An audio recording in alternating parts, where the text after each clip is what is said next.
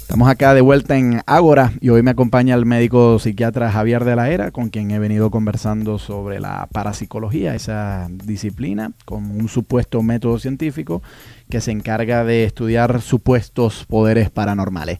Habíamos dejado para este segmento, Javier, un asunto muy delicado, que es ¿qué puede hacer creer a una persona que ella genuinamente tiene poderes paranormales?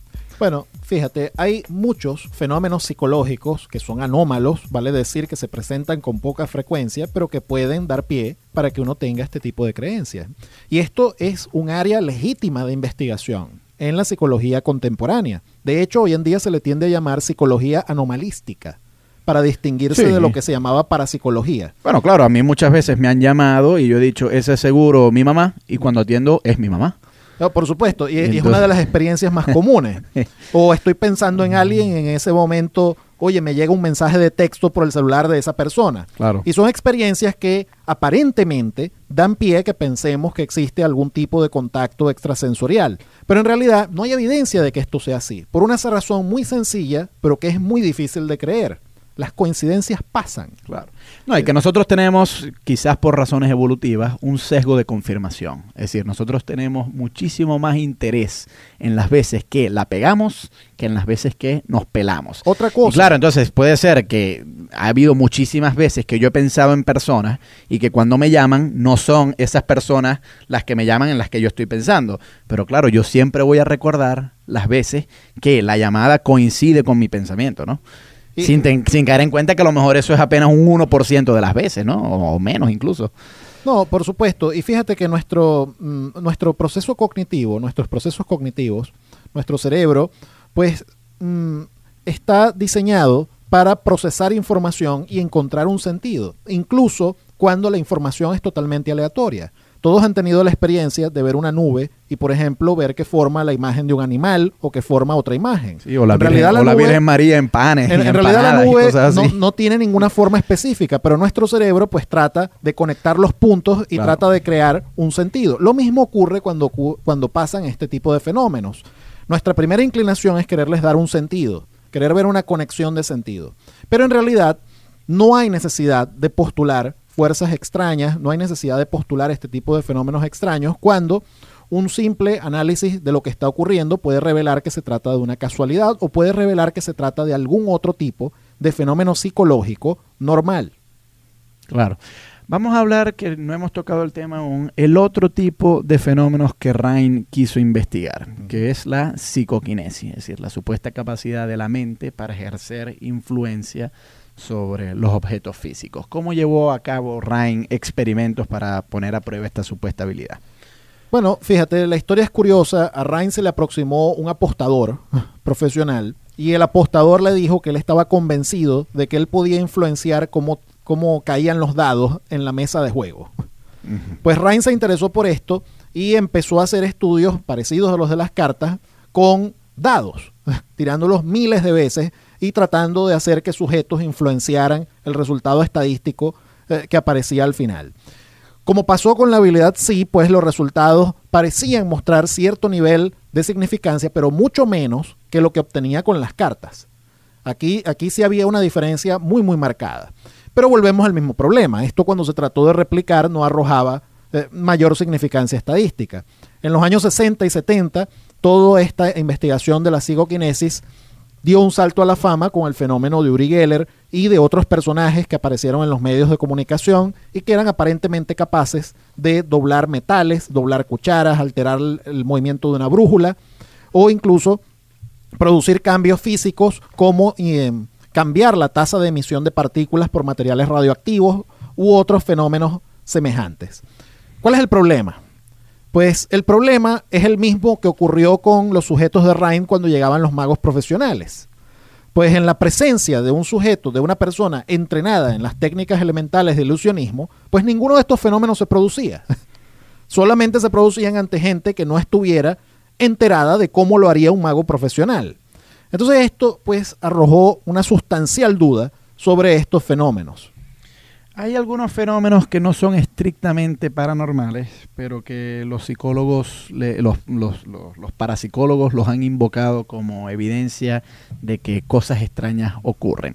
Por ejemplo, la sensación de salirse del cuerpo. Hay gente que dice, bueno, sin necesariamente someterlos a experimentos, ha habido gente que ha dicho, no, pero es que yo realmente he sentido que he viajado. Puede ser que mi cuerpo esté aquí en Luz Radio, pero a lo mejor yo he estado en el mercado de las playitas, por ejemplo, y veo lo que ocurre ahí. Y parece ser que este tipo de situaciones son más o menos común entre la gente. ¿Qué puede explicar? Bueno, fíjate, en primer lugar, es un fenómeno real. Ahí sí estaría de acuerdo con los parapsicólogos. Lo que no estoy de acuerdo es con la explicación. Bueno, es un fenómeno real, pero ojo, claro.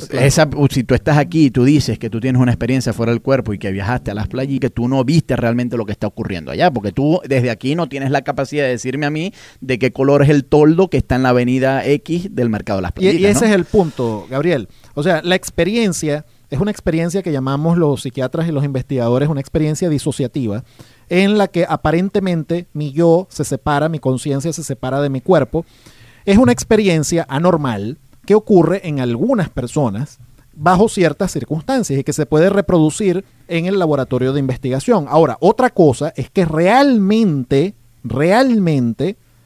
una sustancia de algún tipo se separa de mi cuerpo y físicamente se traslade o obtenga información de otro lugar. Lo que es real en el fenómeno de la experiencia fuera del cuerpo es la impresión psicológica de que está ocurriendo. Pero cuando se ha estudiado realmente la información que proporcionan estas personas, pues no se halla que sea información veraz. Vale decir, yo puedo decir que fui a las playitas, que vi a tal persona, que vi a tal cosa, pero si se hace la investigación en el campo, se van a dar cuenta que realmente no. O sea, realmente eso no es lo que estaba ocurriendo. Pero yo sí tuve la impresión subjetiva de que salí de mi cuerpo. Y ese es un fenómeno que está dentro del campo de investigación válido de lo que se ha llamado estudio sobre la conciencia en la psicología moderna.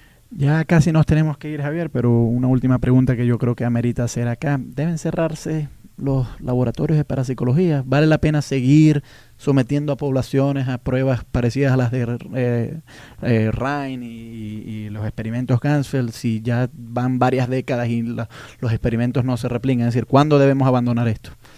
Bueno, fíjate, mi opinión personal en el tema es que lo que ha investigado tradicionalmente la parapsicología, pues perfectamente lo puede investigar la psicología experimental como la hemos conocido siempre desde los últimos 100 años. Y de hecho eso es lo que se está haciendo hoy. Existe lo que se llama la psicología anomalística, que no presupone, como lo hacen algunos parapsicólogos, que existen fuerzas misteriosas más allá de nuestra comprensión y cosas por el estilo, sino que presuponen pues una postura, vamos a decirlo así, más naturalista, una postura de que, bueno, vamos a tratar de investigar los fenómenos que aparezcan en base a lo que ya sabemos de cómo funciona la mente, de cómo funciona el cerebro. Y esto a mí me parece perfectamente válido, y es lo que hoy se denomina psicología anomalística, y yo creo que tiene un buen fundamento y una buena perspectiva para reemplazar en el mediano plazo a lo que ha sido hasta ahora la parapsicología.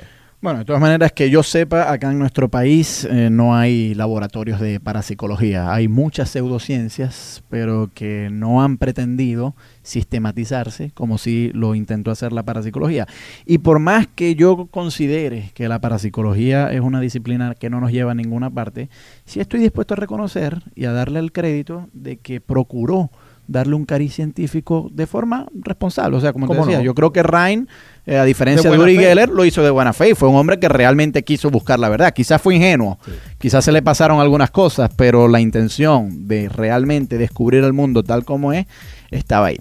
Javier, te agradezco mucho la visita acá a Ágora. Cuando quieras regresar, ya sabes que los micrófonos de Luz Radio están abiertos para ti. Muchas gracias, Gabriel. Agradecemos también a Jasby Díaz, que estuvo en la edición y montaje, a Antonio Palmar en el control técnico. La productora de este espacio es nuestra querida amiga Norelba Torres. El director de Luz Radio es el profesor Jesús Urbina y quien les habla, el profesor Gabriel Andrade, estuvo en la conducción. Que esté muy bien.